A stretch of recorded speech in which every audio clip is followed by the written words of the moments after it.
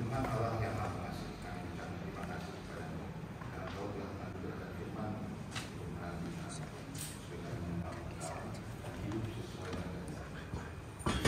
Dengan roh kita kuatkan terus senantiasa bertekun dalam iman dan karena kami hadapi berbagai cobaan dan godaan dunia ini dan berbagai sukacita mengikut Engkau karena Anak-Mu Yesus Kristus Tuhan. Amin.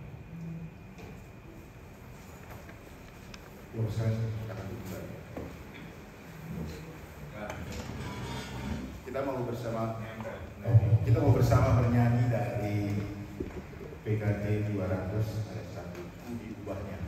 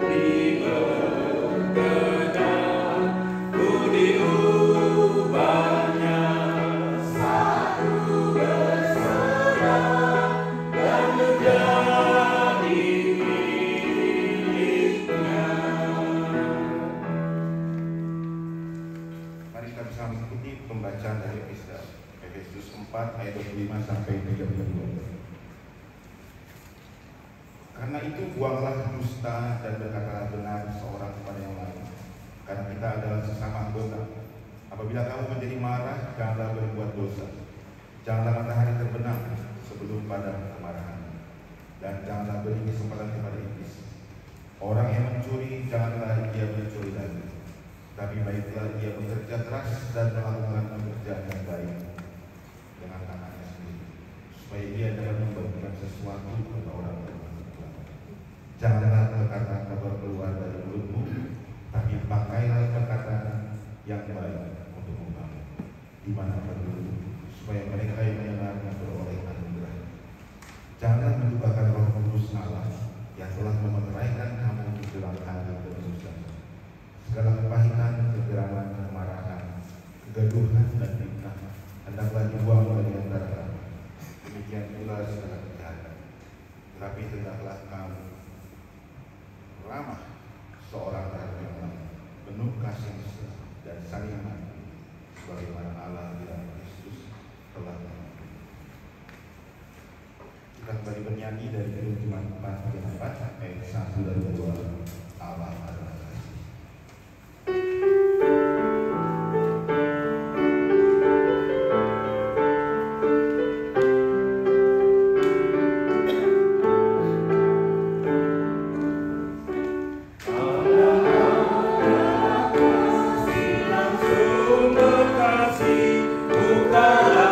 Hatimu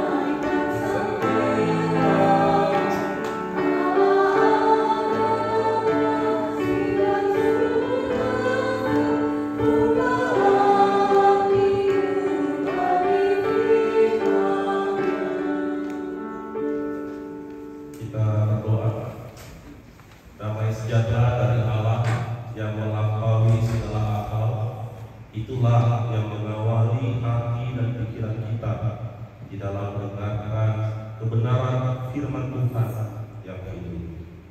Amin. Shalom kita sekalian. Shalom. Bapak Ibu jemaat yang dikasihi Tuhan kita Yesus Kristus, teks evangelium di tengah pertanian sektor kita dipilih dari surat Yohanes yang kedua ayat 1, 2 Yohanes pasal 1 ayat 7 sampai 9. Marilah kita membacakan secara bergantian 2 Yohanes 1 ayat 7 sampai 9. Di bawah terang tema LAIDB 2, tetaplah di dalam ajaran Kristus. Sebab banyak penyesat telah bermunculan di dunia yang tidak mengaku bahwa Yesus Kristus telah datang sebagai manusia. Itulah si penyesat dan antikristus.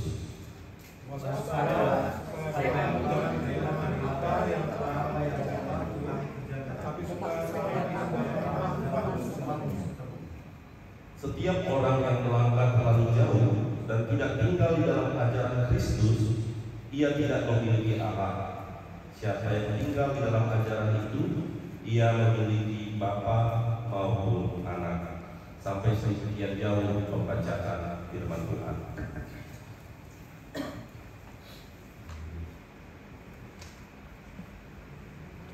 Bapak Ibu jemaat dan dikasihi Tuhan kita Yesus Kristus, Bapak Gereja. Pertama, kami bersyukur boleh diundang di tengah ibadah sektor ini ya, Bapak Ibu ya. Saya mendapat telepon dari Aman Sito. Sebelumnya dia sudah mengenal di Jambi ketika Aman ini menjadi kepala Denpom di sana dan menjadi ketua panitia Natal ini pada saat itu. Dan relasi dengan KPI sangat baik sekali. Dan ketika keluar dari Jambi pun saya tetap menjalin komunikasi dengan baik. Dan puji Tuhan pada saat ini boleh bersama-sama di tempat ini. Dan tema yang diberikan, ajaran-ajaran sesat Kristen dari sekitar kita, ini bukanlah sesuatu hal yang baru di dunia Kristenan. Kita ingat bahwa ketika munculnya film The Da Vinci Code, kemudian Angel Demon, nah itu kan adalah satu kritik tentang bagaimana terjadinya perlawanan pada gereja Katolik yang dianggap menyesat di zaman-zaman yang lalu. Nah, ketika kita ingin bicara tentang ajaran sesat di tengah Kristenan, kita harus melihat dulu sejarahnya. Kira-kira Alkitab mau bicara apa tentang ajaran sesat di dalam kehidupan Kristenan. Nah, setidaknya ada dua bagian besar ketika Alkitab menyoroti tentang penyesatan di dalam Alkitab yang kita baca. Yang pertama, ajaran sesat itu yang diwaspadai oleh para rasul itu disebut dengan Gnostisisme. Itu ajaran sesat yang pertama. Apa itu Gnostisisme? Gnostis ini adalah suatu ajaran yang mengajarkan tentang dualisme. Apa itu? Yaitu materi dan roh. Jadi ada di dunia ini ada unsur materi dan ada unsur roh. Dan ini jauh sebelum Tuhan Yesus datang ke dunia, ajaran Gnostis ini sudah ada. Nah, tetapi karena dia berkembang sangat pesat, sangat mempengaruhi Yudaisme, kemudian mempengaruhi Yunani dan beberapa ajaran-ajaran lain sehingga dianggap sinkretisme. Sehingga ketika gereja hadir, Gnostis ini masuk ke dalam gereja. Nah, pandangan Gnostis mengatakan Yesus Kristus itu adalah pengetahuan yang dikirim oleh Allah di tengah dunia. Jadi dia bukan manusia sepenuhnya, dia adalah Gnostis, dia adalah pengetahuan. Karena di dunia ini manusia terjebak di dalam tubuh, manusia tidak bisa selamat karena dia bukan unsur roh. Tapi Kristus adalah unsur dari Gnostis itu yang akan membawa kita menuju keselamatan. Jadi dalam konsep Gnostis bahwa pengetahuanlah yang memberikan manusia selamat. Kalau Amat Pendeta Patut Sipaputar mengatakan, kira-kira Gnosis ini mengatakan di sorga itu tidak ada orang bodoh, yang ada sebenarnya adalah orang berhikmat, orang pintar. Dan ajaran sesat yang kedua di Alkitab inilah disebut dengan doketisme. Doketisme ini adalah ajaran yang mengatakan Yesus tidak memiliki tubuh kemanusiaan. Yesus itu adalah tubuh ilahi, sehingga Yesus tidak benar-benar merasakan penderitaan, dan Yesus hanya berpura-pura mati. Itu ajaran doketisme.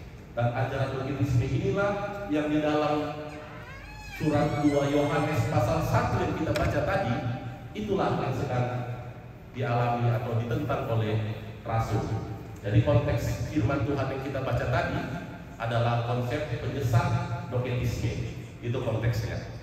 Nah, oleh karena itu, ketika doketisme ini memandang Yesus bukanlah manusia, berarti kenapa disebut ajaran sesat? Karena menolak bahwa Yesus adalah manusia sebetulnya. Di dalam ajaran kekristenan, gereja memahami Yesus adalah 100% Allah sejati dan Yesus adalah 100% manusia sejati. Sedangkan dalam doketisme, kemanusiaan Tuhan Yesus ditolak, inkarnasi ditolak. Oleh karena itu ajaran ini perlu ditolak.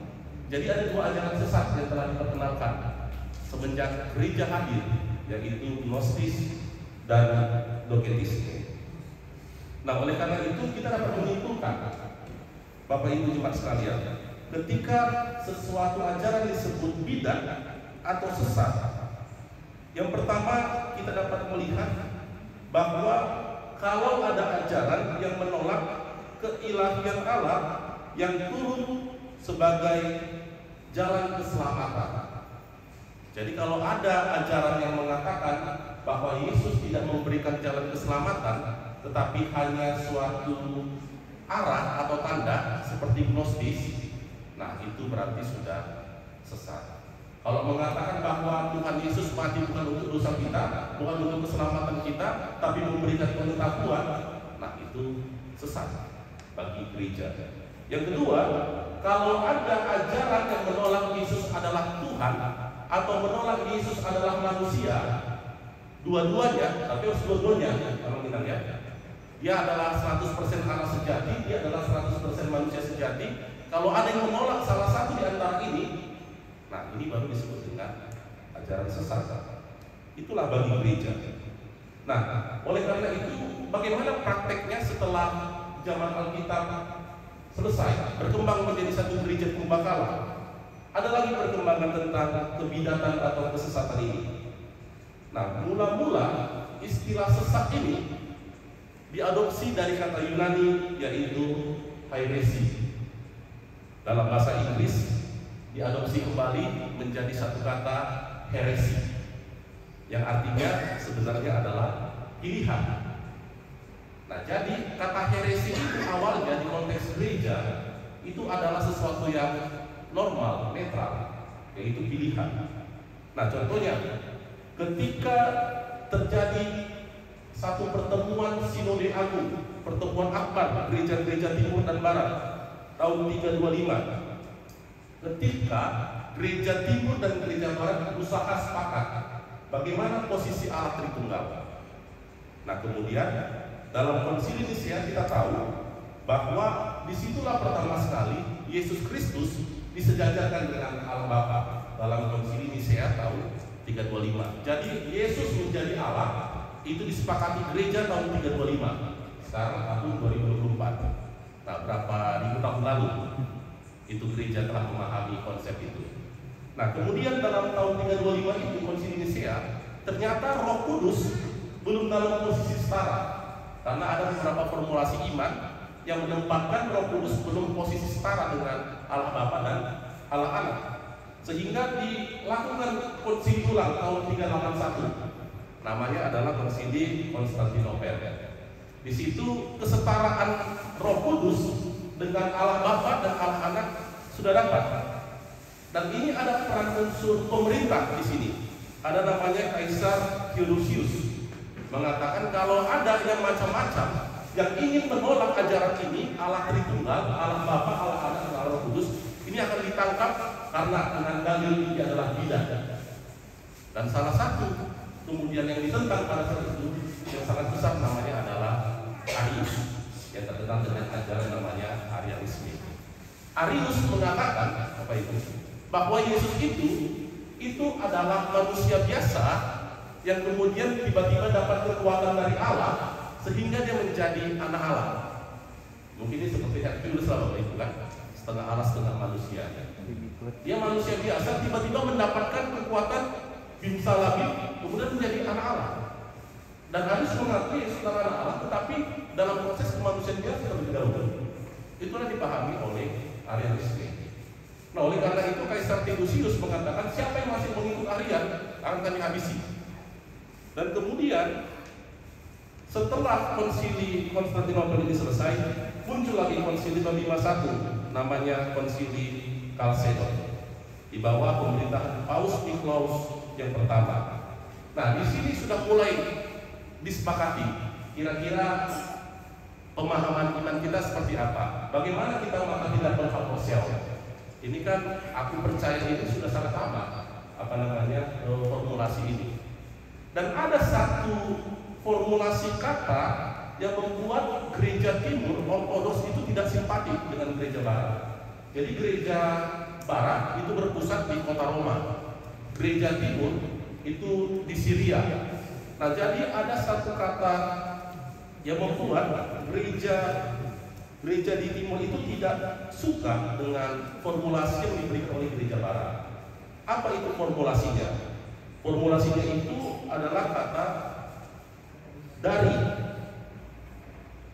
Nah, di mana kata dari ini kira-kira ini mengatakan bahwa Roh Kudus itu dari Allah. Nah, bagi orang timur ketika mengatakan dari itu berarti tidak sejajar. Misalnya si Kores ini dari bapaknya, berarti sudah tidak sejajar. Bapak saya lebih tinggi dari si Kores. Nah, oleh karena itu ini membuat menjadi pecah. Kemudian terjadilah heresi pertama. Gereja Ortodoks mengatakan bahwa kami berpisah karena kalian mengatakan ajaran kalian bahwa Roh Kudus itu dari Allah. Itu sudah tidak sepakat lagi kita. Dan inilah penggunaan kata heresi pertama, bahwa gereja yang di Roma mengatakan bahwa gereja timur sudah melakukan heresi. Nah, sehingga tinggallah gereja barat di Roma yang kita kenal dengan gereja Katolik Roma.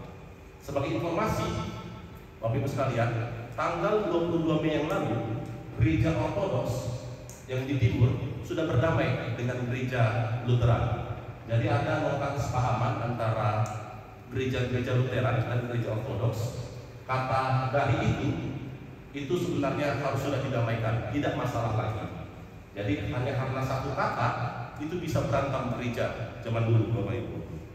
Dan setelah tinggal gereja di barat, gereja di Roma itu pecah lagi tahun 1517 oleh Martin Luther. Dan Martin Luther disebut gereja Katolik sebagai imam yang heretik atau bidah. Jadi bagi gereja Katolik, Martin Luther adalah penyesat. Apabila kita mengikuti TikTok zaman sekarang, ada beberapa imam Katolik yang radikal yang mengatakan tidak ada gereja Protestan, walaupun telah ada pengakuan dari Paus gitu kan. Ada yang radikal mengatakan sebenarnya Protestan itu adalah gereja Katolik yang heretik. Itu bahasa kerennya. Bahasa kasarnya itu adalah gereja Katolik yang sesat, yang bidah. Nah, makanya bagi beberapa orang radikal di gereja kita reformasi, kita ini sesat. Karena kita dianggap ya sesat. Apa betul sesat? Bahkan ada dalil mengatakan karena Martin Luther tidak tahan lagi ingin menikahi biarawati, dia cari kali. Karena tesisnya Paus mengatakan, loh, kalau memang ada yang perlu direformasi dari gereja, ya disampaikan, tidak harus dipecahkan. Nah, sehingga Martin Luther bagi gereja Roma itu disebut sebagai heretik. Nah, jadi setelah itu juga ada peristiwa-peristiwa yang membuat gereja semakin mundur. Setelah Luther dicap sebagai heretik, ada satu kejadian di bawah yang namanya Paus Clement ke-7. Ini ketika gereja memasuki namanya masa Dark Ages, masa-masa abad ke-8. Diawali ketika Kopernikus itu menemukan satu teori bahwa mataharilah sebagai pusat dari tata surya, atau lebih dikenal dengan nama teori heliosentris. Dan ini berlawanan dengan ajaran Paus, ajaran gereja. Gereja mengatakan bahwa pusat dari tata surya adalah bumi. Dan kemudian pandangan Kopernikus ini didukung oleh Galileo Galilei. Dan kedua-duanya dicap bidah, sesat oleh gereja. Nah, belakangan setelah pengetahuan modern maju, diralatlah sama gereja Katolik. Ternyata Kopernikus tidak sesat. Ada kesalahpahaman. Jadi makam Kopernikus digali.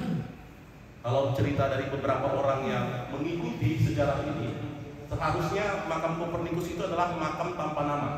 Kemudian digali, kemudian jenazahnya, tulang-tulangnya dibawa ke lantai gereja katedral Humboldt. Dikatakan bahwa dia adalah orang Katolik sejati. Diralat dari sesat menjadi tidak sesat. Nah, apa yang bisa kita simpulkan dari perjalanan sesat menyesatkan ini?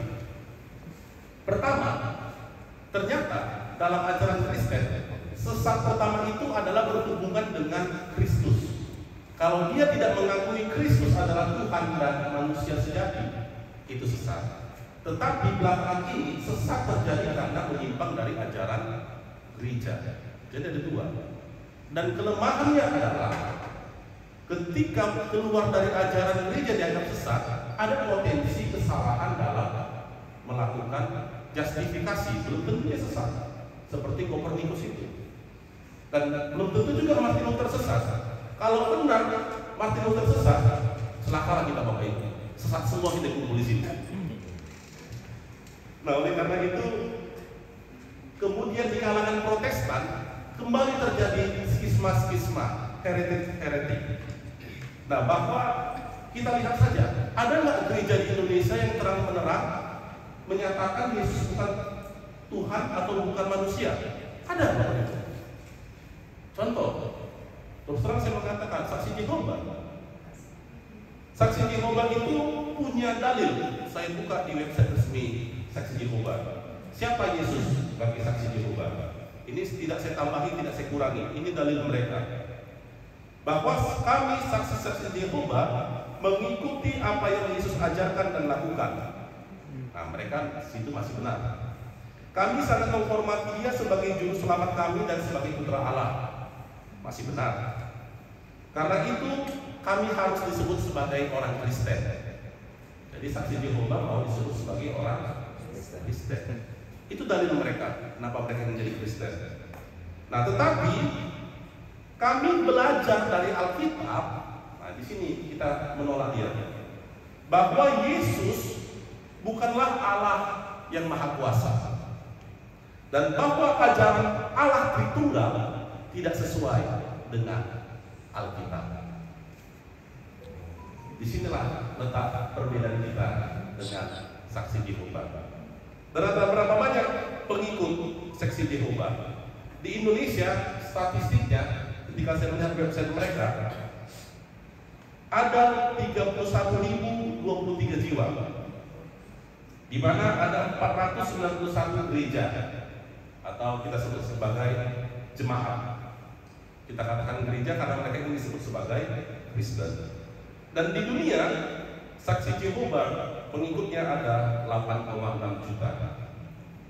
Ini jauh berbeda dengan kita ya. Kalau Protestan itu 1, sekitar 9 miliar, Katolik sekitar 2, sekian miliar.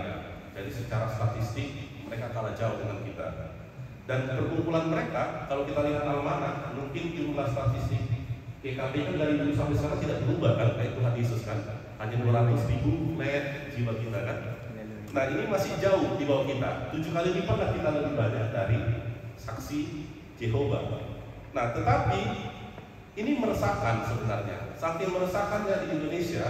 Kita ingat tahun 76 melalui SK Jaksa Agung nomor 129, dia kan sempat dicap sebagai kegiatan terlarang ya Bapak Ibu ya. Tetapi dalam TAP MPR nomor 18 tahun 98 masuk di dalam butir HAM itu dicabut lagi, gitu kan? Bahwa sebagai manusia yang tinggal di Indonesia, ya mereka berhak melakukan kegiatan di sana.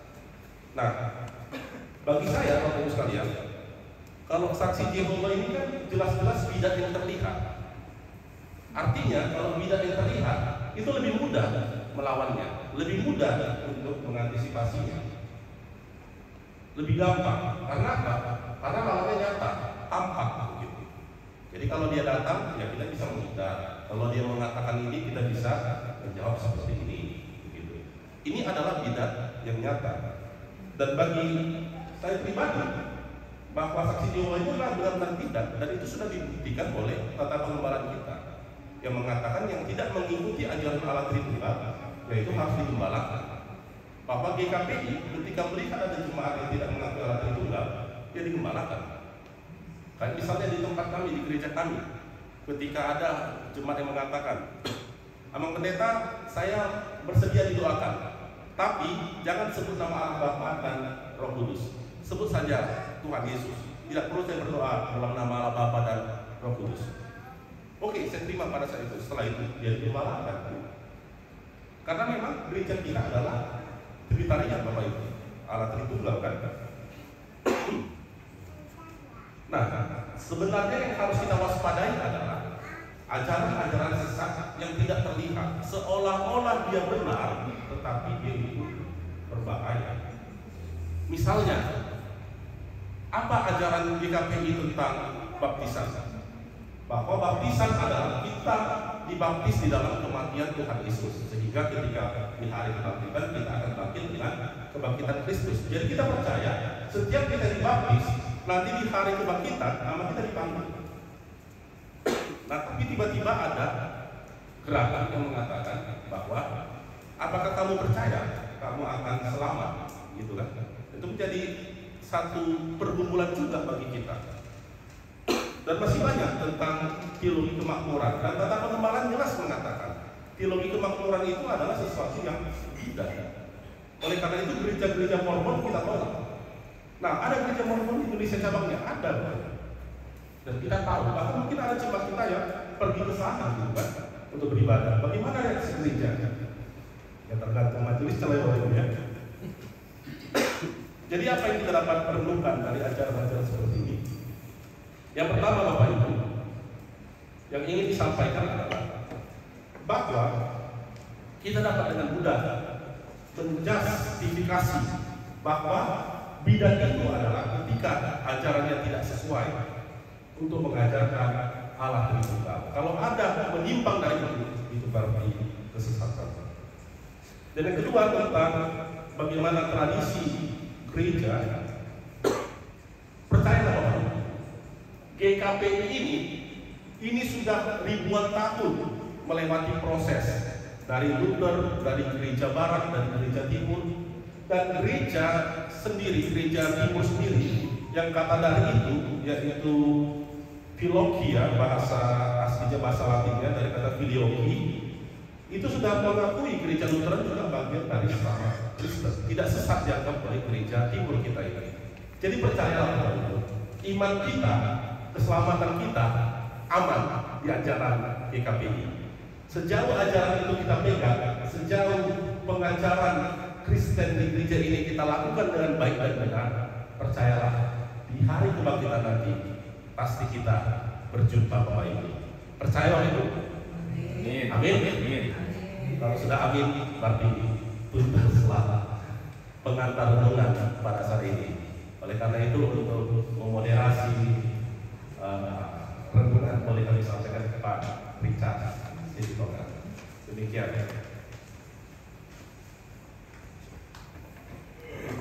Baik, terima kasih Abang Pendeta. Abang Pendeta Sukaradi ini adalah tim penyusun buku ajaran sekolah minggu. Jadi kita bisa yakin bahwa sekolah minggu kita juga nggak sesat. Dua nama juga sesat.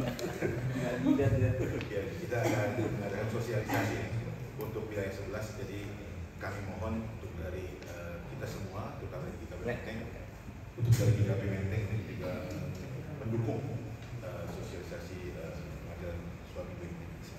Baik, kami buka dalam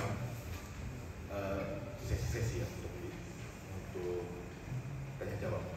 Mungkin ada dari ibu bapak sekalian yang rekan-rekan saudara bintang nanya nggak? yang akan bertanya mengenai aliran di sekitar kita. Sebagai informasi, kami biasanya berdiskusi di antara seksi B ya. Jadi menurut pengamatan kami, kalau melihat seksi global yang kelihatan jelas, itu setiap hari Jumat pagi jam 7 jam 8 itu di stasiun Kalibata. Ada udah sih. Di sana mereka sudah siap jam 7 pagi dengan batiknya resmi dan dengan traktatnya. Kemarin pagi saya melihat bagaimana seorang ibu mengambil traktat itu. Bukan Richard kan yang Oh ya, karena saya tinggal di Kalibata. Bukan saya orang Jawa ini ya.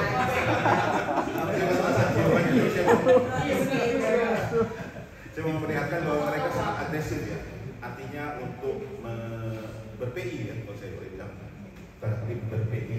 Jadi jam 7 pagi udah nongkrong misalnya dan siap menjelaskan mengenai ajaran mereka. Nah mungkin kita perlu lebih agresif juga dengan bapak ibu kita. Oke, ada tanggapan pertanyaan dari tadi dikasih nama. Oh, mengenai gereja Mormon juga dekat dari sini. Wah, emang rumah kita dekat ya? Di gereja di Saharjo. Mormon. Yang namanya gereja hari terakhir hari ini. Itu di Jalan Saharjo. Jadi kalau dulu setiap sering saya naik S62 yang ke Manggarai, mereka dengan baju putih dan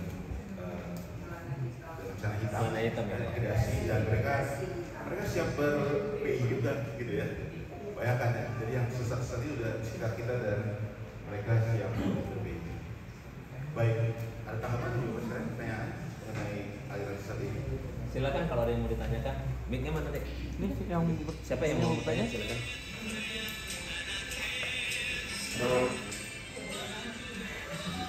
nggak semua nanya lewat telepon kayaknya. Dek, kalau mau nanya. Oh, jangan.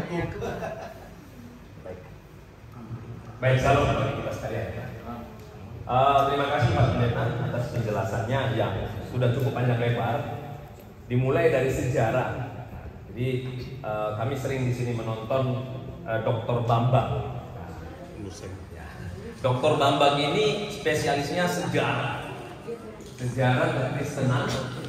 Ya, kira-kira begitu. Nah, jadi memang seperti yang disampaikan oleh Pak Pendeta tadi, bahwasanya terlihat. Nah, kalau sudah terlihat sebenarnya kita bisa mengantisipasi kan kira-kira begitu. Beberapa waktu yang lalu saya pulang ke Tapanuli. Saya melintas menuju dari Seborong-borong ke Tarutung. Itu gereja Saksi Jehovah itu sudah ada di pinggir jalan dan besar. Dan kalau kita mengakui sebagai kita orang Batak, sejarah datangnya kekristenan ke Indonesia, khususnya ke Tapanuli, itu dibawa oleh Nomensen kan kira-kira. Namun sebelum Nomensen ada yang namanya Nasution, pendeta pertama kali 190 tahun yang lalu itu sudah ada di Natal. Nah, yang mau saya maksudkan, di pusat kita kekristenan Tapanuli mereka sudah mendirikan gereja. Nah, ini luar biasa Bapak Ibu dan resmi. Memang persoalan bagi kita adalah pemerintah tidak melarang. Karena pemerintah tidak akan pernah mencampuri yang namanya ideologi suatu agama. Makanya kalau kita lihat agama tetangga kita ada Ahmadiyah segala macam, itu mereka nggak campur, tetap diizinkan. Nah, namun begitu kita masuk kepada iman kepercayaan kita Allah Tritunggal, disitulah kita harus membentengi diri. Kan itu kira-kira Pak Pendeta. Nah, Pak Pendeta, saya melihat perkembangan ini sudah masuk banyak gereja Protestan, termasuk GKP. Kita harus jujur mengakui. Nah, hanya persoalannya kita seakan-akan gimana ya saya katakan? Kita seakan-akan menganggap itu biasa-biasa aja. Sementara mereka menginjili, kalau kita meminjam istilah kita menginjili. Kalau Pak Richard bilang PI-nya itu pantang mundur ya. Kalau bahasa kita mengatakan dia alkoholik ya, pekerja keras dia. Mereka menjemput bola. Jemput bola. Nah, bagaimana gambaran dari sinode Pak GKPI menyikapi hal seperti ini di dalam gereja kita? Karena menurut saya ini penting dari sinode menyuarakan kepada gereja kita. Karena ini jemaat ini kan nggak semuanya bisa mengikuti secara teliti tentang ajaran-ajaran ini. Atau mungkin tidak semua jemaat GKPI ini mau tahu. Apalagi terus terang kita katakan GKPI kita ini hampir-hampir anak mudanya rata-rata sudah pergi, Pak. Pergi dengan kesadaran sendiri ataupun tidak dengan kesadaran sendiri. Kesadaran sendiri mungkin ya memang saya harus pergi bersekolah kuliah di mana gitu. Ada juga yang tanpa disadari, aku ikut gereja mana lebih meriah, lebih enak dan seterusnya. Nah, semakin kita tidak membentengi diri. Jadi saya agak berpanjang lebar begini. Saya sengaja meminta tema ini dibicarakan di ibadah kita. Dan sengaja saya minta Pak Pendeta, karena kami sama-sama dulu di Jambi dan saya paham pemikiran beliau tentang yang namanya ajaran-ajaran sesat di sekitar kita Kristen ini. Nah, pada kesimpulan pertanyaan saya ini Pak, bagaimana sinode GKPI menyikapi ini? Karena saya melihat sampai sekarang belum terlalu keras kita menghadapi, belum terlalu kelihatan sinode menekankan kepada GKPI, ya khususnya yang ada di Jakarta. Saya nggak ngerti yang ada di mana-mana ya, tetapi secara keseluruhan mungkin ya seperti itu. Mohon dijelaskan Pak Pendeta. Terima kasih. Bagaimana respon sinode GKPI? Ya, jadi kalau misalnya terhadap ajaran sesat, saya bisa ketika kita memeriksa dokumen kita tentang pengembalaan, sikap kita mengikuti ya, kita tidak berada di area hitam adalah hitam, putih adalah putih, sesat adalah sesat, benar adalah benar. Jadi untuk acara yang menolak Tritunggal termasuk saksi Tritunggal ini sudah pasti adalah bidan dalam ajaran kita, karena dia tidak mengakui kemahakuasaan Tuhan Yesus sebagai Allah. Nah, tapi kendala kita adalah terkait dengan bagaimana konsekuensinya. Kan itu tadi pertanyaannya. Kenapa kita tidak tegas? Nah, kita setelah melakukan perubahan dokumen di Sinode tahun 2010 ya, kita mengubah yang namanya hukum siasat gereja menjadi tata pembelaan. Nah, di situ dasarnya tentang apa konsekuensi ketika melanggar dari pengajaran gereja. Dalam hukum siasat gereja kan, apabila kita lihat dari gereja reformasi, baik Katolik maupun Sinode HKBP kan, mereka melakukan satu ekskomunikasi terhadap kuasnya, gitu kan. Nah, tetapi kita berpikir mengingat siapalah gereja yang bisa mengukur jemaat, gitu. Nah, jadi tugas gereja adalah pastor, jadi mengembalakan. Nah, jadi teknis pertama kalau ada tersinyalir jemaat ini masuk dalam ranah bidan, yang dilakukan adalah digembalakan. Pertama ditanya, benar tidak bahwa Anda sudah mengakui ajaran bidan ini? Itu pertama adalah penatua sektor sebagai garda terdepan. Nah, bagaimana gereja kita? Apakah sudah ada dilakukan pembicaraan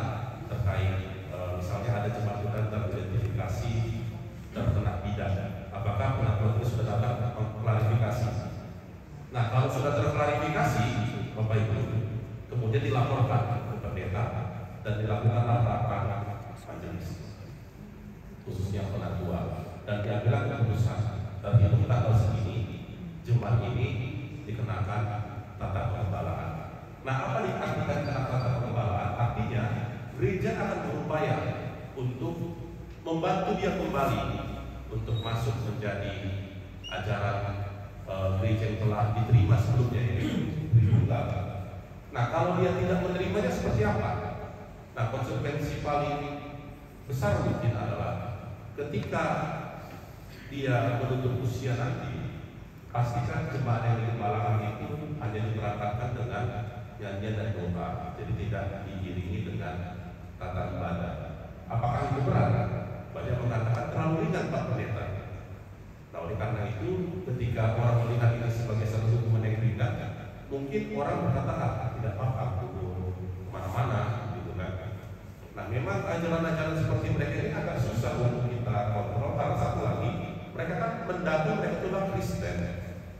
Jadi celakanya, ya kalau gereja tidak mawas diri, tidak memperkuat ajarannya, ya susah. Bagaimana cara gereja memperkuat ajarannya?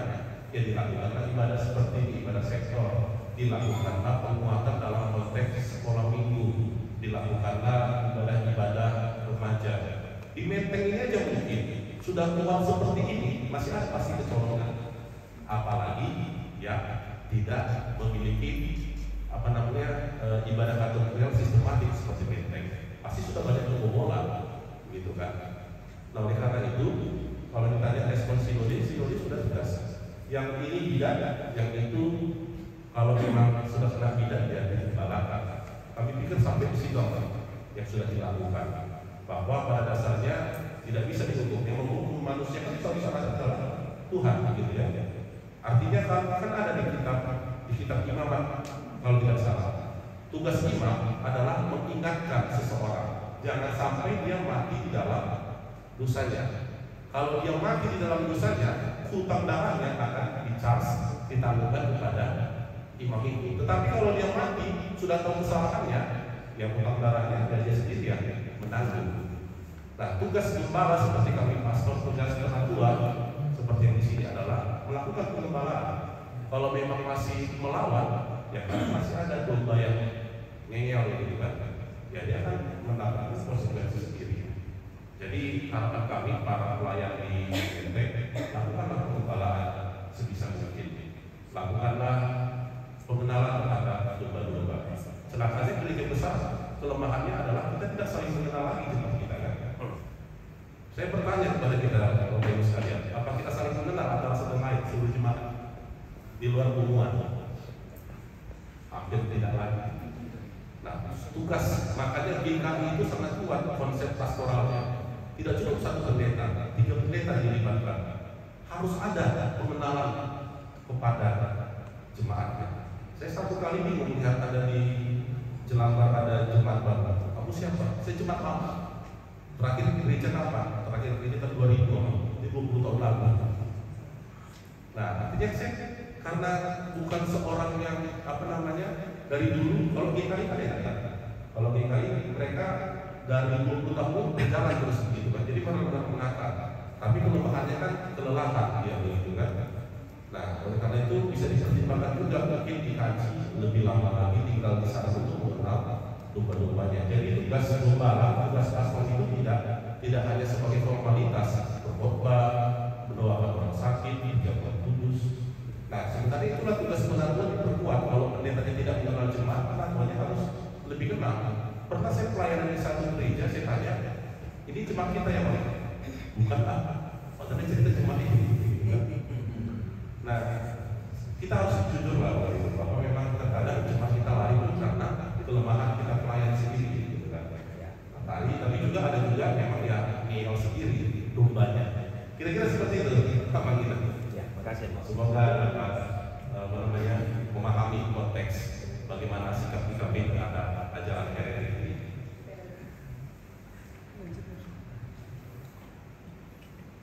Terima kasih ya Pak Pendeta untuk penjelasannya. Jelas banget ya dari pertanyaan Pak Kosiko mengenai apa respons dari sinode.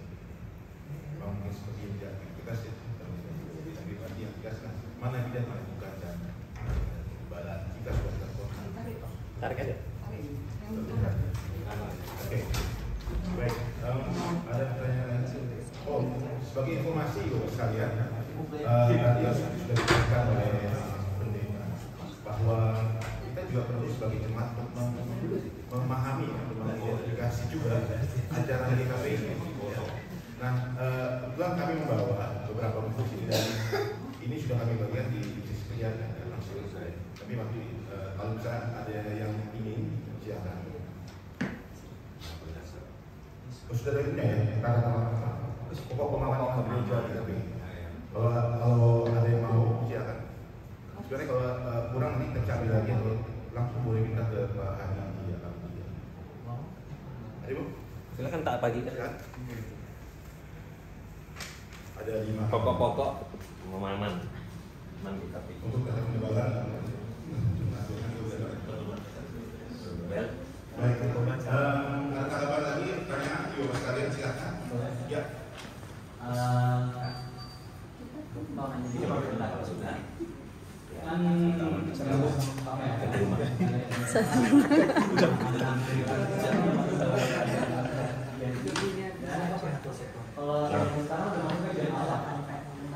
Saya jujur sering ketemu, saya suka ngajar di beberapa tempat les dan di sekolah juga pernah mengajar school. Beberapa murid saya bilangnya gimana ya, mengalami PTSD, post traumatic syndrome disorder. Mereka sudah mau melakukan sesuatu, mereka selalu bilangnya gimana, selalu berdoa biar mendapatkan sesuatu, atau mungkin seperti ada murid saya juga, orang tuanya sudah tidak ada, dia sudah berdoa berkali-kali supaya disembuhkan orang tuanya, tapi tidak diselamatkan, sudah dipanggil sama Tuhan sendiri. Gara-gara hal itu dia nggak mau percaya lagi. Saya sudah sering ketemu murid yang begitu, sering, bukan kadang-kadang lagi, sering. Tapi pas saya tanya, kamu agamanya apa? Kristen. Tapi kamu nggak percaya dengan kuasa Tuhan lagi? Iya, karena kejadian ini kan. Kalau dari Pak Pendeta sendiri, generasi kayak anak-anak orang-orang yang seangkatan saya, yang sudah mungkin mengajar atau yang sudah bekerja, yang sudah seumuran saya, bagaimana cara kita untuk membimbing atau yang membina mereka supaya mungkin bisa mereka seiring gradually aja, ya nggak langsung percaya lagi, tapi gradually biar mereka bisa mungkin percaya lagi dengan kuasa Tuhan. Itu aja dulu. Permasalahan buruk banget. Istilah PTSD ini ketika studi lanjut dari Prof. Irwanto, dosen Ahmad Jaya ngajar di Pasca ini, post trauma syndrome disorder ya. Nah, jadi PTSD ini kan ada beberapa pendekatan, ini kan gejala psikologis. Iya. Kesalahan kita kan kalau gejala psikologis dibawa ke pengobatannya religius gitu kan. Walaupun ada titik singgungnya, tetapi ada banyak sekali yang paradoksnya, bertolak belakangnya. Jadi untuk PTSD sendiri dalam ilmu psikologi ada istilahnya pendekatan ABCX teori, itu adalah model coping. Nah, jadi ini dikembangkan dari sarjana barat, gitu kan. Jadi dia harus bagaimana intinya menerima tentang traumanya itu. Nah, jadi untuk mengelola trauma itu tidak mudah dan tidak semua gereja bisa mengelola trauma jemaat. Ini disayangkan sebenarnya dari sinode. Ada beberapa gereja yang bagus sinodenya untuk mengelola trauma, gitu kan. Jadi trauma itu harus dikelola supaya jemaatnya benar-benar bisa lepas. Jadi pendekatan psikologis bisa dicampur dengan pendekatan teologis, itulah disebut dengan pendekatan teologi pastoral. Disitulah titik sinodenya. Nah, itu ada tekniknya, ya. Jadi memang ada teknik pastoralnya, dan kami bersyukur diajar oleh ketika di Satya Wacana itu namanya Pak Mesak Kersetia. Dia adalah pendeta GKMI Muria Indonesia Mennonite, dan dia mantan presiden Mennonite Senia. Dan Mennonite ini adalah orang yang paling terzolimi dalam Luther perang dengan Calvin yang jadi korban Mennonite. Jadi banyak sekali korban Mennonite yang habis sekali. Nah, oleh karena itu memang Mennonite ini mengembangkan pendekatan perdamaian, mengembangkan pendekatan pastoral klinisnya. Dan itu benar-benar ada pendekatan sendiri. Daripada misalnya kita bangun, kau berdoa, aku kasih ayat kita harus seperti ini, makin gila kan? Dikasih beban lagi dengan model seperti ini. Nah, saya baru saja ke tempat sama guru kami, sama siaran. Tiba-tiba ada surat lamaran kerja kelahiran 2004. Akhir saya 2004 sudah melamar kerja. 2004.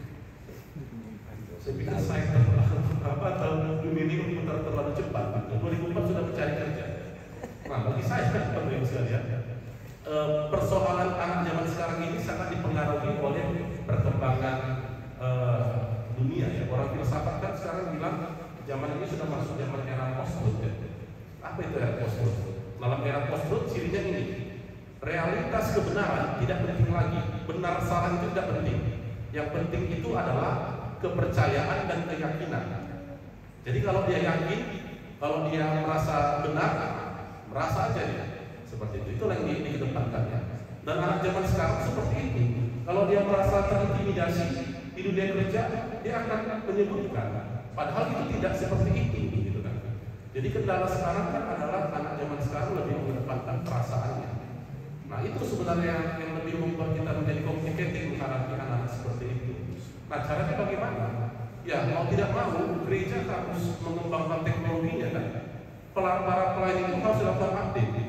Nah, bersyukurlah misalnya para pendeta muda sudah bisa mengupdate informasi itu. Gitu. Nah, bagaimana kalau dia menemukan misalnya secara statistik jemaatnya generasi Z itu jumlah komposisinya sudah 40%. Pendeta yang masuk di sana misalnya 60%. Pasti akan ada gap yang besar. Jangan-jangan di usia saya sendiri pun misalnya dia masuk ke 40 ke atas itu sudah tidak mengerti lagi gitu kan. Mungkin saya tidak bisa ngerti lagi main Mobile Legends gitu kan, PUBG enggak lagi. Tapi zaman mereka nongkrongnya main begitu gitu kan. Nah, jadi memang ada satu gap. Nah, makanya kalau ada masalah trauma diskusikan, jangan langsung diputuskan bawa ke sini gitu kan. Ada jemaat kita ini kisah nyata.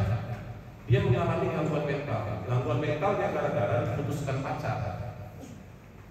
Saya pikir putus pacar kita tetap tahu kalau bukan. Rupanya gara-gara putus pacar sampai gila. Terus terang sampai gila. Sampai gila. Ditinggalkan perempuan sampai gila asli. Nah, kemudian dibawa ke pengobatan psikologi gitu kan. Karena psikolog memberikan dosisnya supaya tenang. Nah, setelah itu datang pendeta yang di luar GKPI. Oh, ini bisa disembuhkan dengan konsep seperti ini. Oke, dengan firman Tuhan begini. Terapi yang selama 3 tahun gak ada guna. Tambah parah, tambah ngawur. Akhirnya orang tuanya bilang, kok kayak gini hebat Tuhan? Saya tanya, ya kalian sudah GKPI tapi masih mencari telur. Itu alternatif katanya. Daripada alternatif datu itu berdukunan, bersebidang. Ya, kalau sudah hamba Tuhan, saya bilang inilah yang membuat GKP tidak maju-maju. Ya, karena nggak percaya dengan kita sendiri. Kalau ditanya saja, ranahnya psikologi, tapi tetap didoakan. Jadi kesimpulan yang saya katakan tadi bahwa memang setiap persoalan ada pendekatannya, ada persinggungan dengan firman Tuhan ada. Oleh karena itu kita harus cerdas, berhikmat. Kapan firman Tuhan kita jadikan sebagai satu preferensi untuk seseorang yang bisa pulih dan trauma itu bisa disembuhkan dengan firman Tuhan setelah misalnya ada unsur-unsur pilar-pilar psikologis yang telah direkonstruksi kembali. Kira-kira seperti itu. Kalau sudah senyum berarti sudah aman. Kalau masih begini ya bahaya. Masih bingung ya? Berarti gak ini. Aku bingung apa yang gue bingung. Ya. Oh, silakan. Jakob kasih dulu sama Bung. Nah, boleh saya duduk ya? Dari tadi kan duduk. Iya. Pak Pendeta, saya cuma mau sharing aja tentang banyak pemahaman pada saat ini ya. Salah satu yang saya lihat mungkin mau menitipkan baterai. Terus kan? Menitipkan juga Pak Pendeta sering ke kantor pusat. Begini Pak Pendeta, saya lihat cenderung kepada anak-anak remaja atau yang muda-muda saat ini ya, cenderung ingin enak. Kalau udah 5 kali gua minta, kayaknya nggak terkabul. Kayaknya bener nggak sih Tuhan mendengar? Kayaknya seperti itu yang saya pikir yang dibilang Kristen progresif itu ya. Mau yang enak-enak aja, gitu. Mau yang simple, enak, lupa apa dengan pengajaran dari Tuhan, gitu ya. Bahwa kita bukan hanya yang enak-enak aja. Pikul salib ya, betul kan? Pikul salib. Kita susah juga untuk mendapatkannya, menunggu juga lama untuk mendapatkan apa yang kita minta. Jadi anak-anak muda sekarang cenderung mau instan mendapatkan apa yang dia minta. Kalau lama langsung ini, lama banget sih. Bener gak sih Tuhan itu ada? Ya, bener gak sih Tuhan itu sayang sama saya? Itu cenderung yang saat ini ada pada anak-anak SMA. Kebetulan saya menemani beberapa anak-anak SMA di negeri. Saya ikut dalam kegiatan agama mereka di setiap hari Jumat. Yang ruang untuk beribadah mereka sangat sedikit diberikan oleh sekolah, ya. Jadi saya ikut membina mereka, ada kira-kira 20 anak. Kebetulan kepala sekolahnya serahkan pada alumni, jadi saya ikut membina. Tetapi karena hanya tidak sampai 20 anak, jadi kita sering dikucilkan. Kucilkannya dengan cara begini. Hari ini, nanti kebaktiannya di ruang laboratorium ya. Kira-kira 30 menit sebelum, nggak boleh di ruang laboratorium mau dipakai. Pindah ke sana dulu.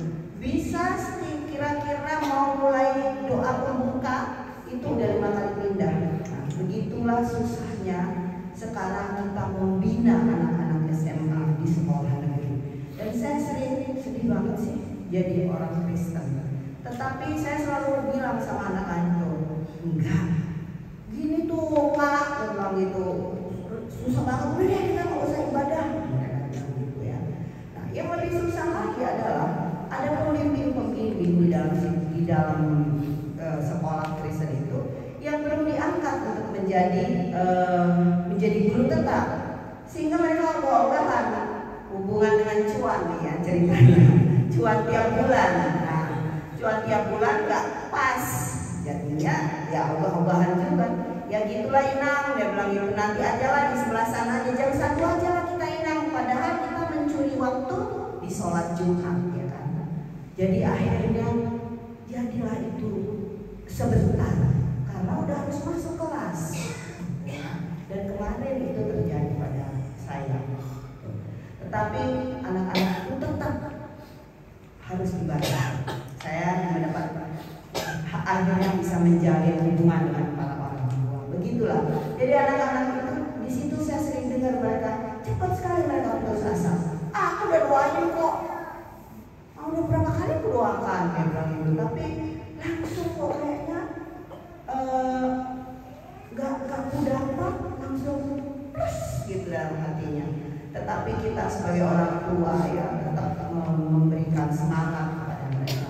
Nah disitulah yang saya pikir Kristen progresif itu masuk di dalam mereka dengan gaya yang waktu itu yang si pendeta apa itu namanya yang sudah mengundurkan diri itu, yang penuh dengan tato itu, siapa tuh? Brian. Brian itu ya, tapi dia udah mengundurkan diri, yang sudah tidak jadi pendeta lagi. Nah, dengan gayanya yang sangat menarik bagi anak-anak itu gitu. Hanya mau menitipkan itu aja Pak Pendeta, monggo supaya sangat diperhatikan oleh anak-anak itu. Karena saya mengalami terus setiap hari Jumat bersama-sama anak-anak SMA itu sangat menyedihkan. Tolong diperhatikan anak-anak SMA dan setara itu di lingkungan GKPI. Terima kasih.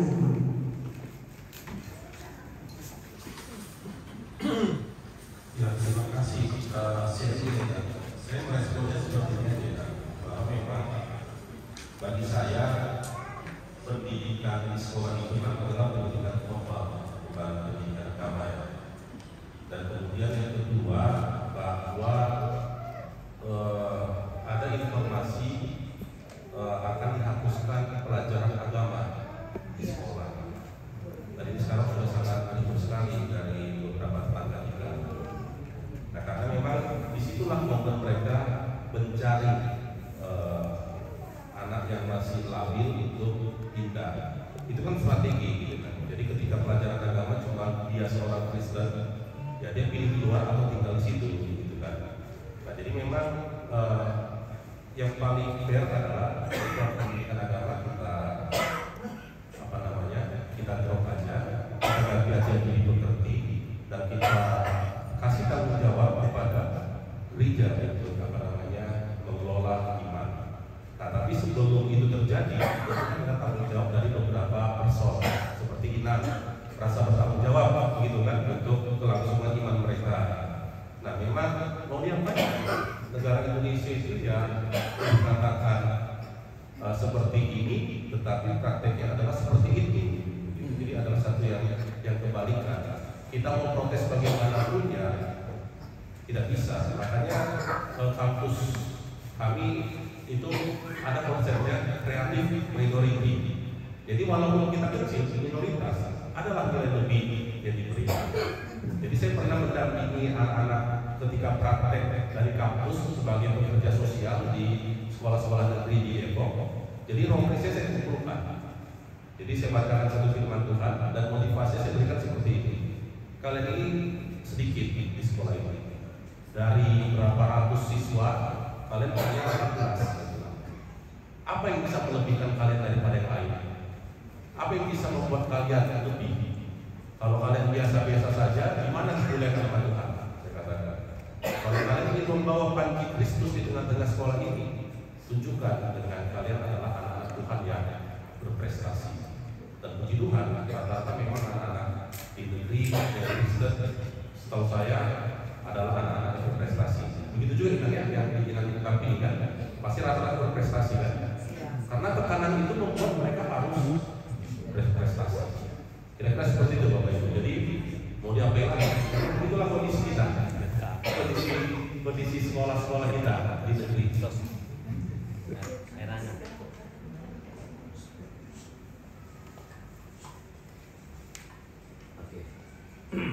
Baik, terima kasih Om Tita. Mungkin kita nggak punya banyak waktu ya sebelum jam 12. Kami sampaikan satu pertanyaan lagi. Ya ada.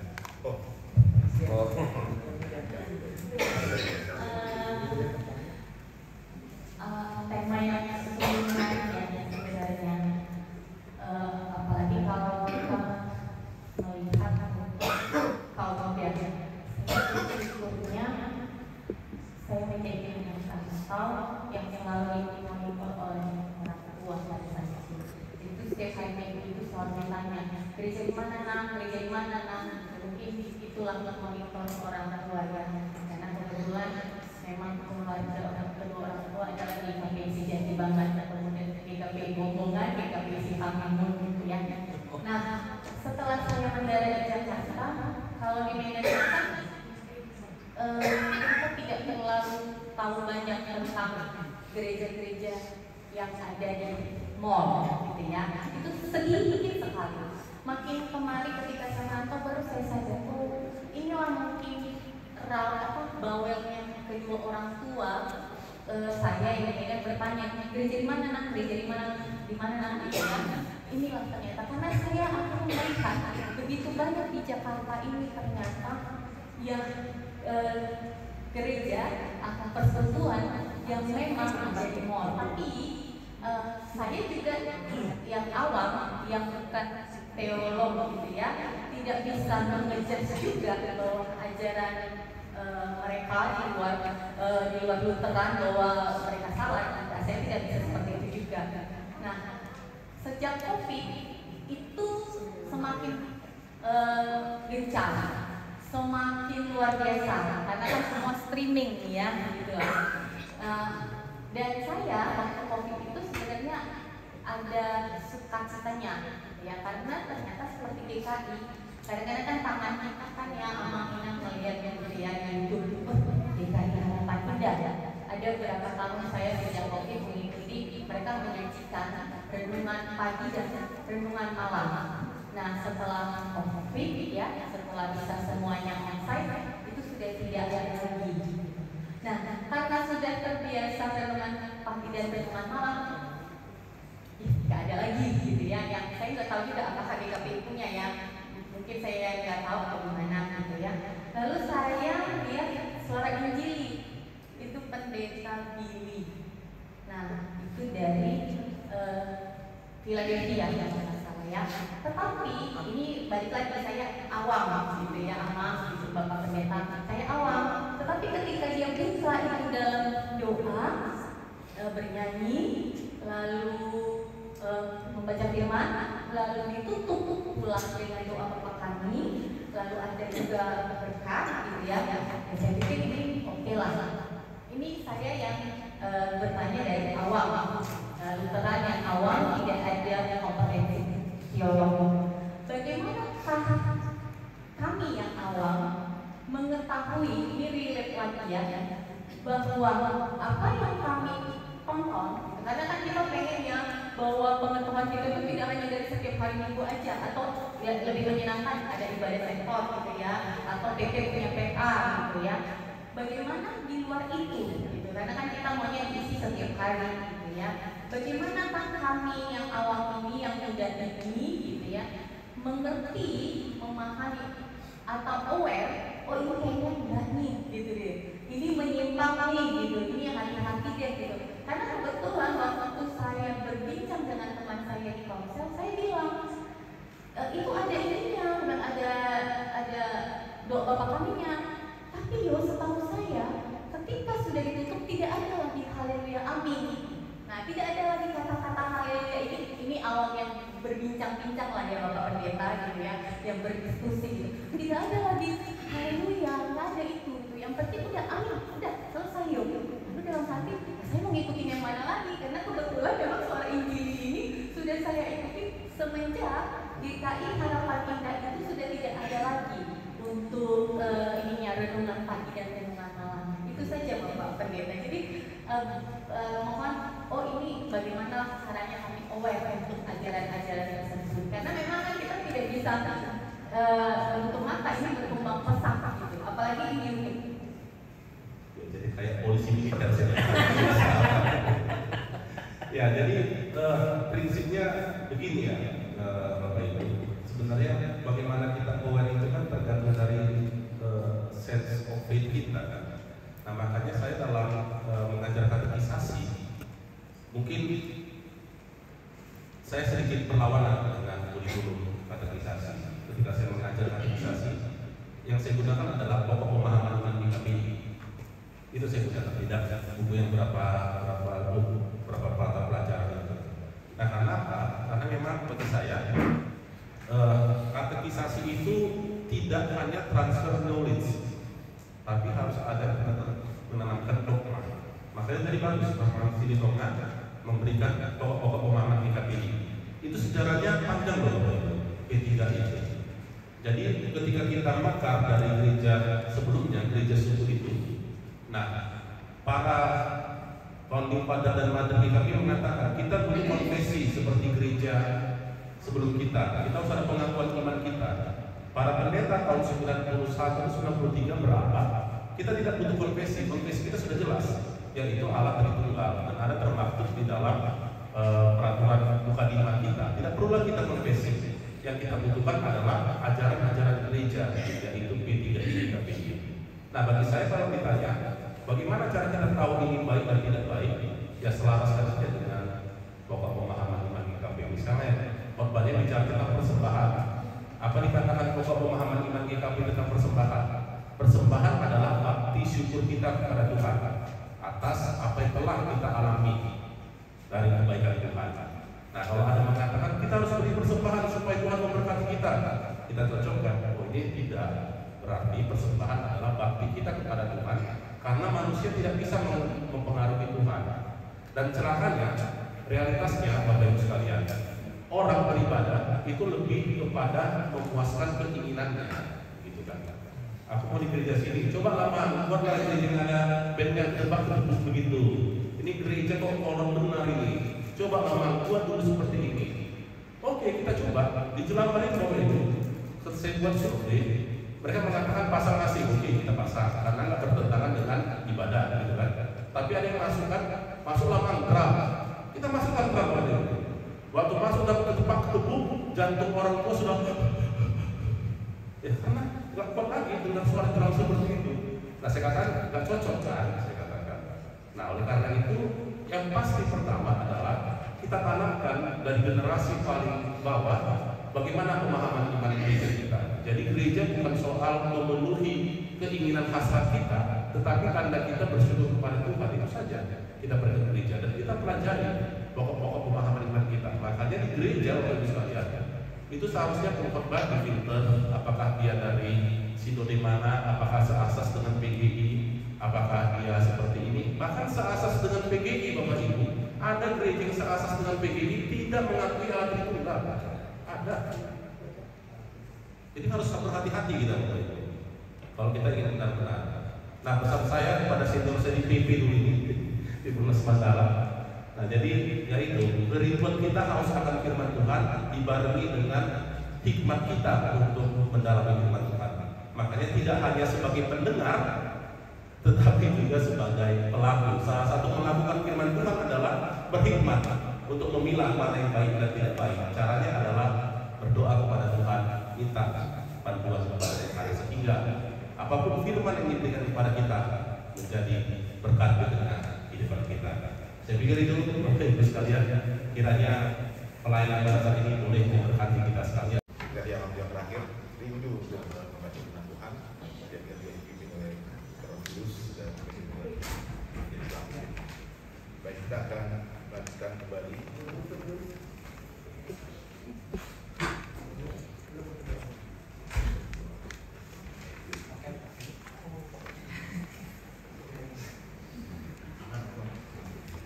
Ya, kita berdoa.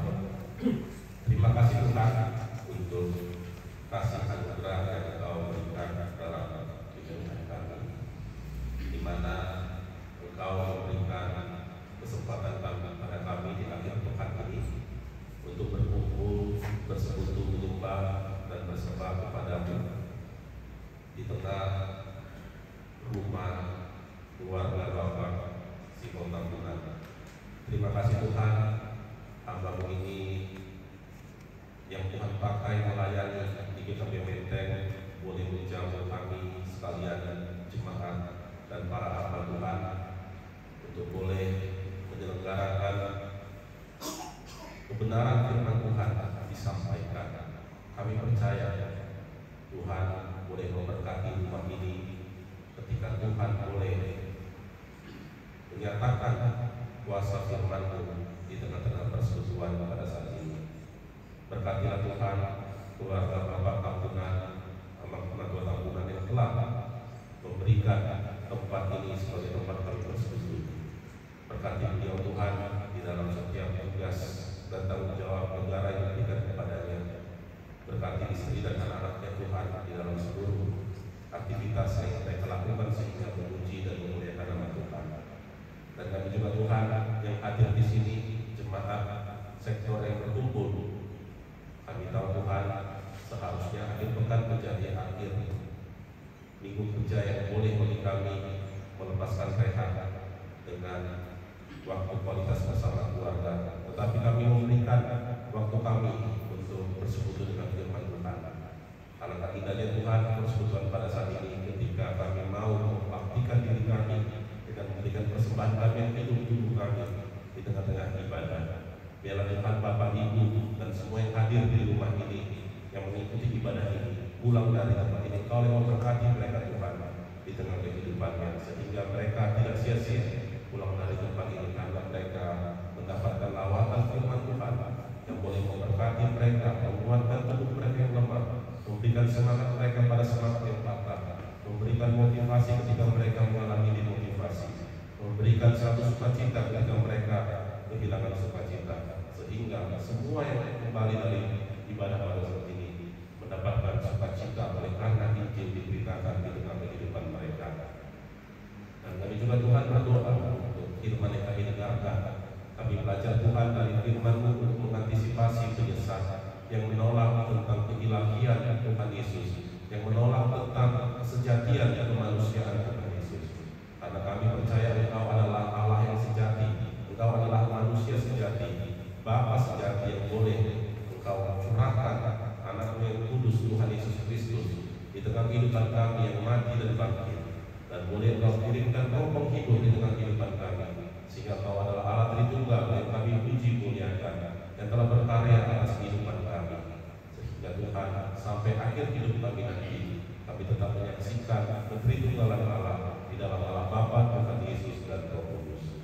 Ya Tuhan, jikalau di dalam ibadah pada saat ini ada tutur kata, perangai, perbuatan kami yang kurang berkenan di hadapan Tuhan, biarlah Tuhan yang mengampunkan, sehingga setiap yang kami lakukan aktivitas ibadah ini Tuhan, persekutuan ini menjadi hormat dan kemuliaan nama-Mu. Karena kami berdoa di dalam satu nama, Tuhan Yesus Kristus, Juru Selamat kami yang hidup. Amin.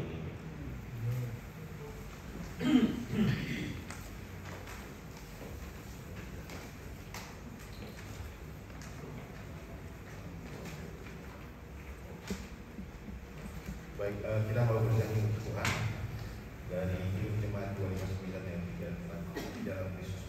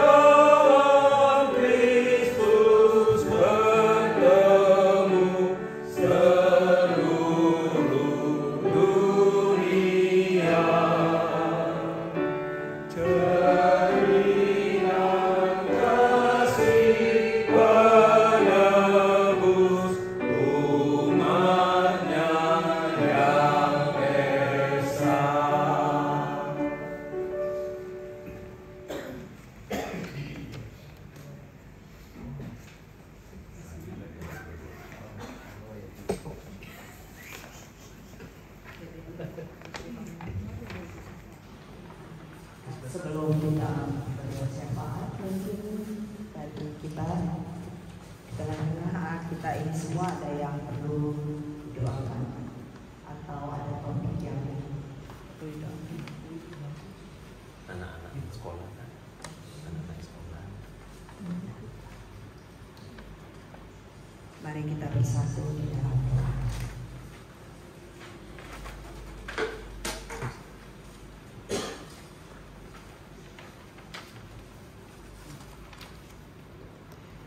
Terpuji nama-Mu Bapa yang Maha Pengasih dan Penyayang, yang selalu melindungi kami, yang selalu bersama dengan kami di saat duka, di saat suka kami.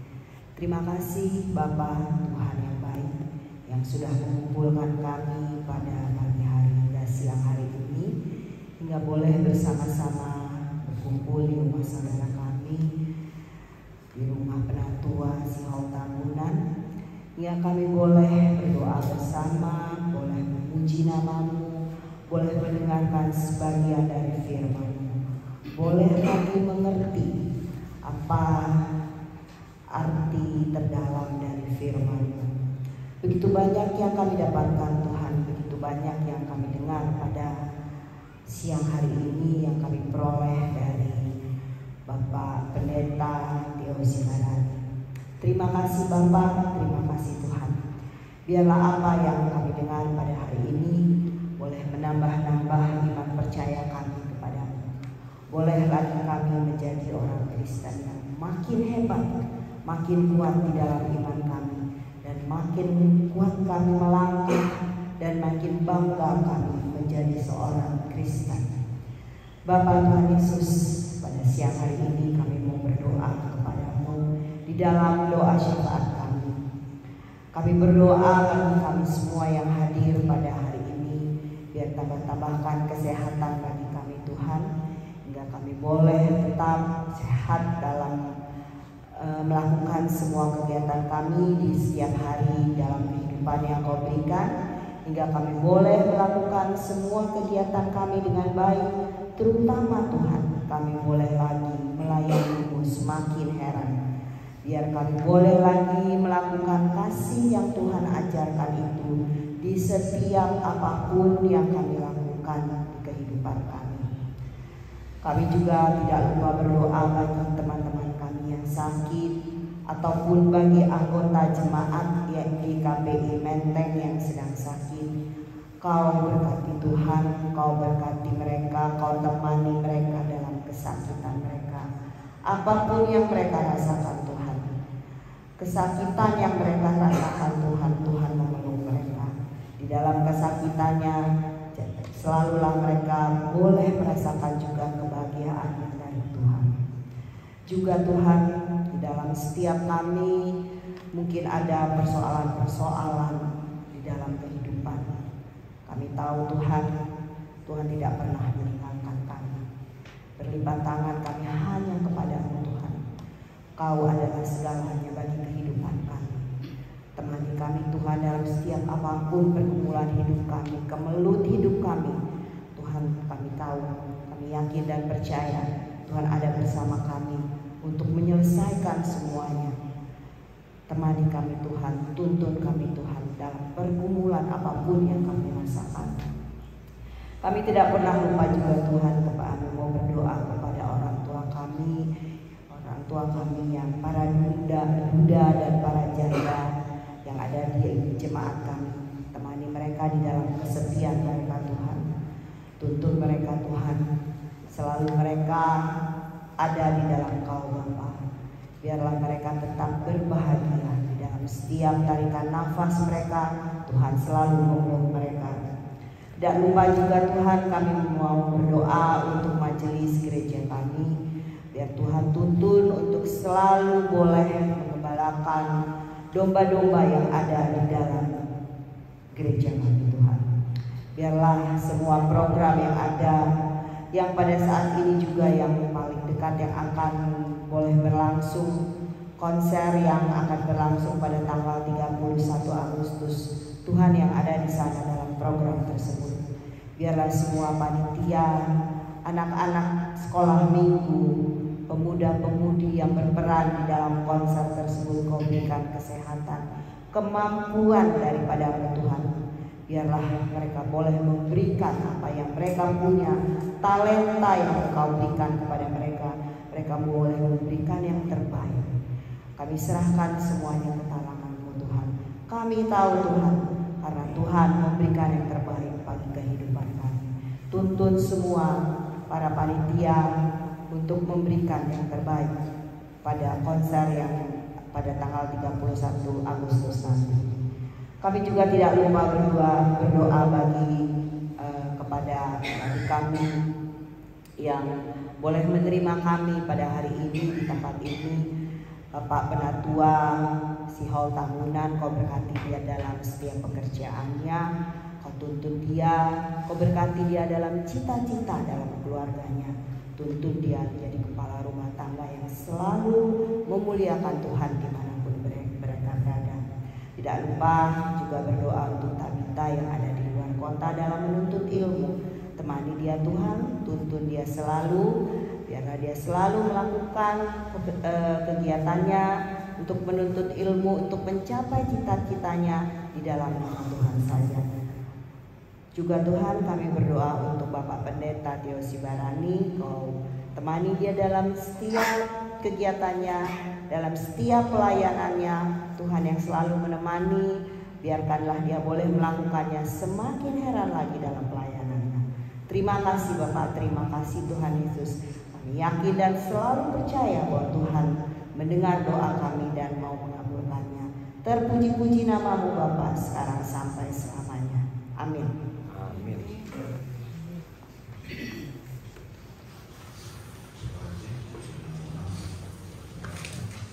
Dan mempersiapkan diri kita untuk kesempatan pada bernyanyi dan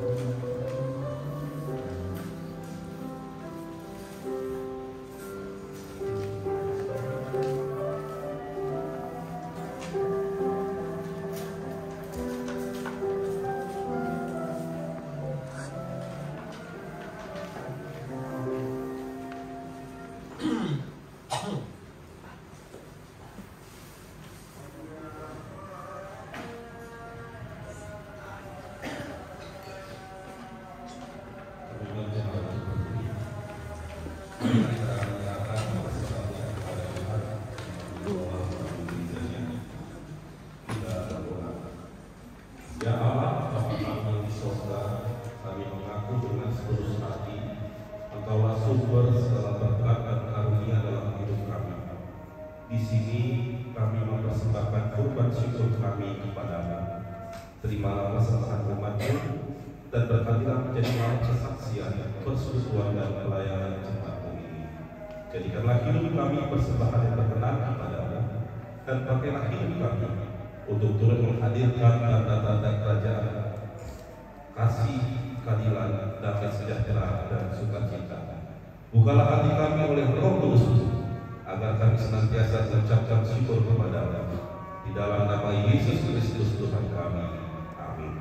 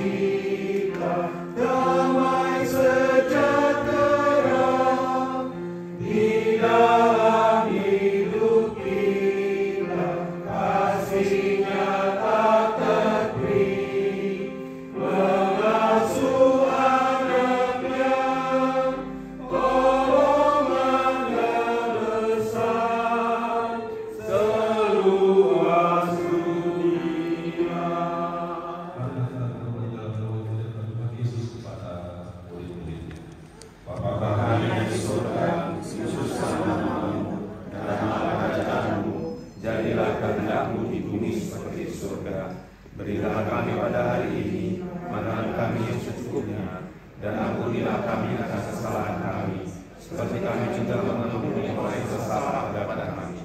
Dan jangan membawa kami ke dalam pencobaan, tetapi lepaskanlah kami daripada yang jahat, karena Engkau yang punya kerajaan dan kuasa dan kemuliaan sampai selama-lamanya. Amin. Kita terima berkat dari Tuhan, kasih karunia dari Tuhan kita Yesus Kristus, kasih setia dari Allah Bapa, dan persekutuan dari Roh Kudus, itulah yang memberkati kita sekalian hari ini, besok, dan sampai selama-lamanya. Amin.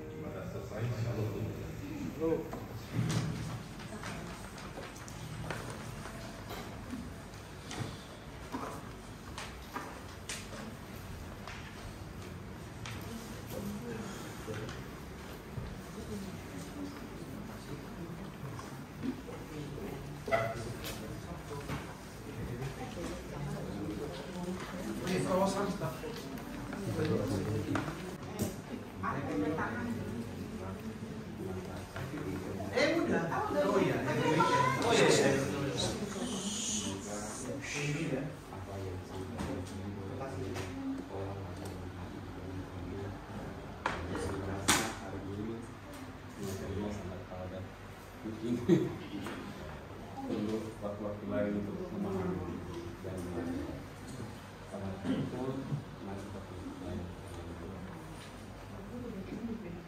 Tuhan adalah kami yang banyak bangsa seperti terima kasih dalam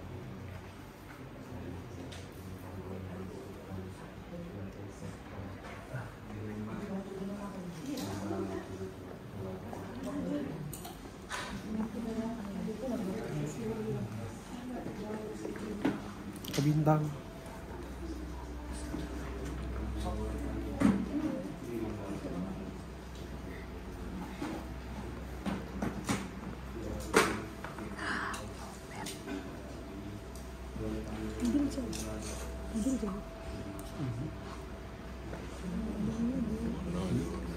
Power banknya di mobil.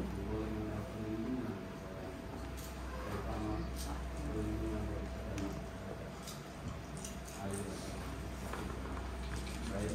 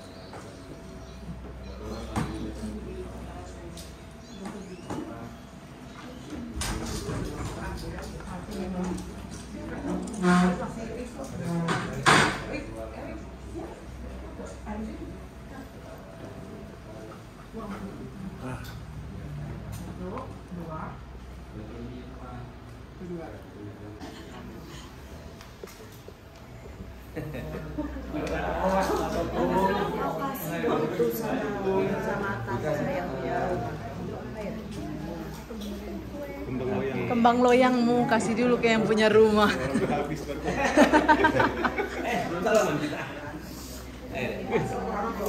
Makasih. Boleh. Datang juga ya. Hai kakak. Kang. Makasih ya. Makasih. Makasih bro. Udah ya tadi belum?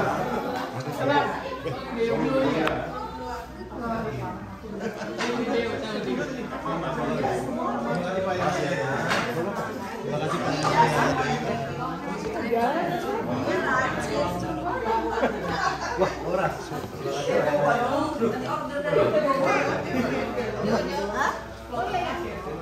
Oh, minumnya lain. Oh, terima kasih ya. Dia nggak bilang.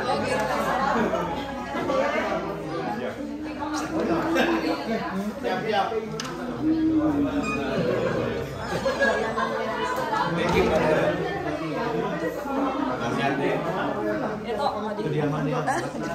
Bantuin Neta.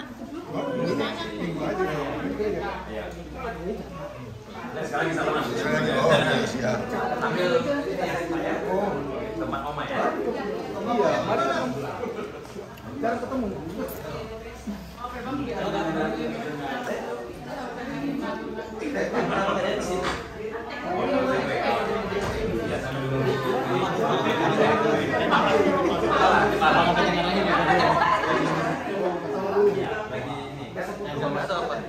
Ada buat ini kan?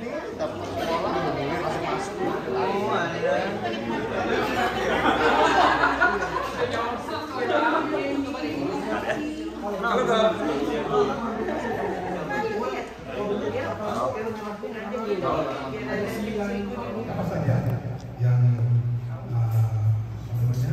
berkenan kepada Tuhan dan Tuhan pasti mendengar apa yang terjadi. Kami silakan kita ada yang disampaikan oleh keluarga. Baik, puji Tuhan, salam bagi kita sekalian. Terima kasih Bapak Pendeta yang sudah membawakan firman Tuhan bagi kami semua, bagi kita semua. Terima kasih juga Bang Gujum bersama keluarga lain yang sudah membawakan liturgos. Demikian juga abang-abang saya, lele saya, ibu saya, bu saya yang sudah berkenan hadir yang bawa kiranya ibadah kita di siang hari ini berkenan di hadapan Tuhan dan firman-Nya semakin dikuatkan bagi kita dalam melaksanakan kegiatan hari-hari kita. Bang Gurjem, saya pimpin doa. Baik, kita akan makan siang bersama. Mohon maaf kalau ala kadarnya. Semoga berkenan bagi kita semua. Mari kita bersatu dalam doa. Kembali kami mengucap syukur kepadamu Bapa yang baik, Bapa yang kami sembah hanya di dalam nama Anak-Mu Tuhan kami Yesus Kristus, Tuhan dan Juru Selamat kami yang hidup. Terima kasih Tuhan atas segala penyertaan-Mu dalam kehidupan kami pribadi hingga siang hari ini kami penuh dengan sukacita bahwasanya firman-Mu semakin Kau kuatkan di dalam kehidupan kami. Sebentar juga kami akan menikmati makanan yang Kau berikan Tuhan. Berkati makanan ini akan menjadi tenaga yang baru untuk mengerjakan segala sesuatu yang sesuai dengan kehendak-Mu. Terpujilah nama-Mu kekal selama-lamanya. Amin. Monggo dipersilakan Pak Pendeta, Bang Gurjem, silakan Bang. Thank you. Main atau noleh? Kamu dong.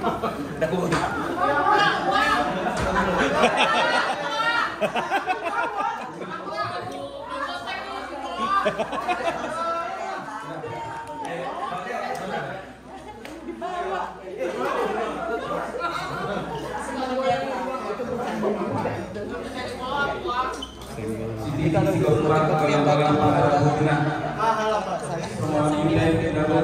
kan bulan ini udah kelar kan? Lagi Sabtu tukian di rumah. Tiba-tiba kan tempat ini ke Samosir. Oh alah.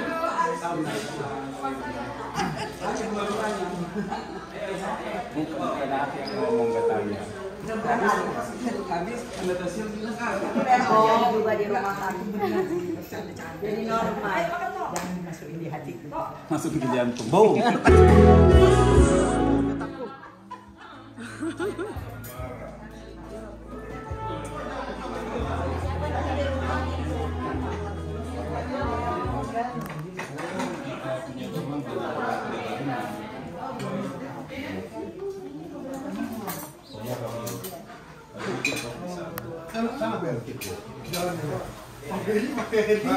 Makanya Abang banyak makan ini.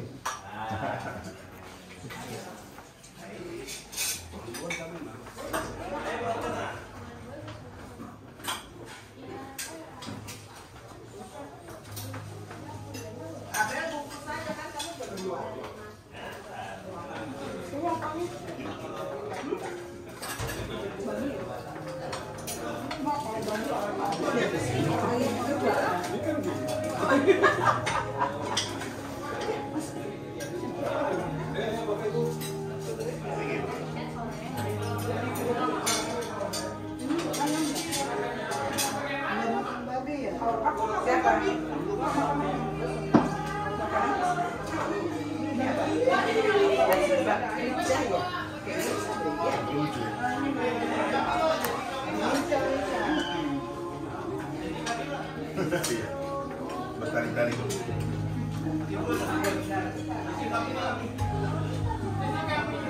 Banyak-banyak ya. Gue lihat dulu tuh aku banyak-banyak ya belum.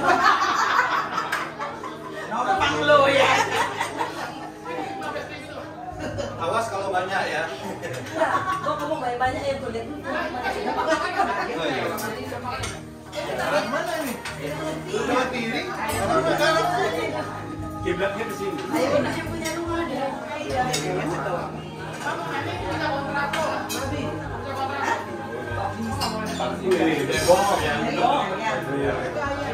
Ini Bebong. Ini ikan. Woi. Itu ikan. Ikan. Ini ikan. Ikan fauzi dong ya, Bang. Ikan fauzi. Ikan. Ikan kuah kuning. Ikan kuah kuning sudah. Mau dipegangin juga ini satu lagi? Bukan kan anaknya dua. Besar-besar. Oh, satu aja. Besar-besar. Dan sebelah sini. Sopnya masih ada kok, masih banyak sopnya. Ini dikirimnya lagi. Lapan anak. Pakai tangan, cuci tangan. Enak banget pakai tangan.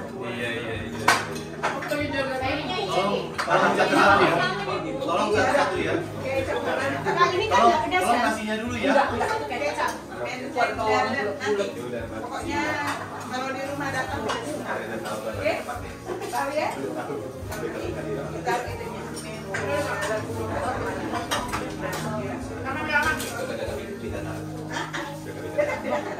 Asal tahu lah komplain mandiri sama apa ya?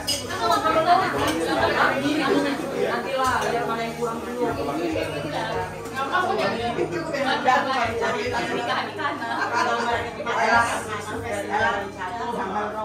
Sampai mandiri nanti kita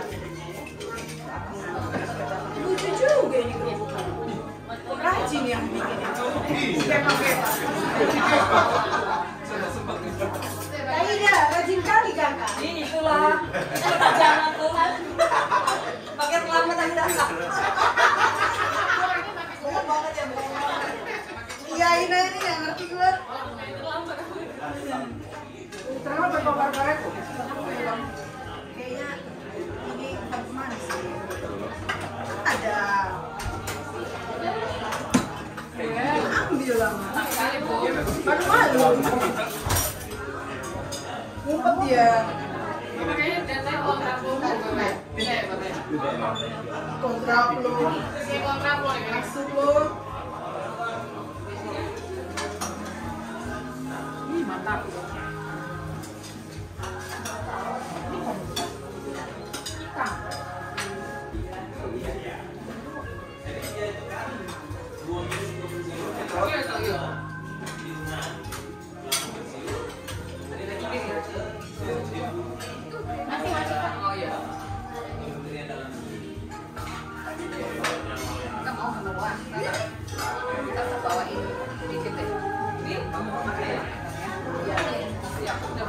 Pakai lauk juga gini. Iya, ini harus kayak gitu kan. Itu sepi tuh. Coba ya.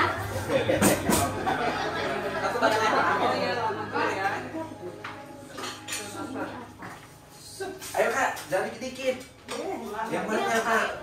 Itu bagi Eh kak, banyak nih orang belakang nggak dapat kan? guys, tenang aja. Soalnya di sini boleh kontrak flow ini. Oh, kontrak boleh, one way, Boleh ya. itu gelasnya ada. Ayo kak. Mana Pak? Gampang kan? Iya. Soboi dong orang kata. Iya. Lihat. Kita bisa tugas. Udah bang.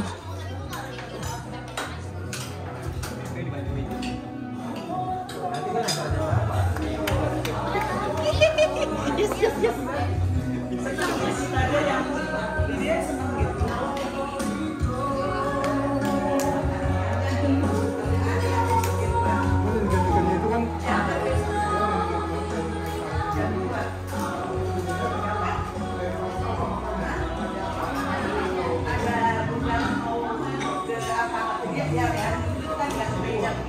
Acara di rumah hari ini.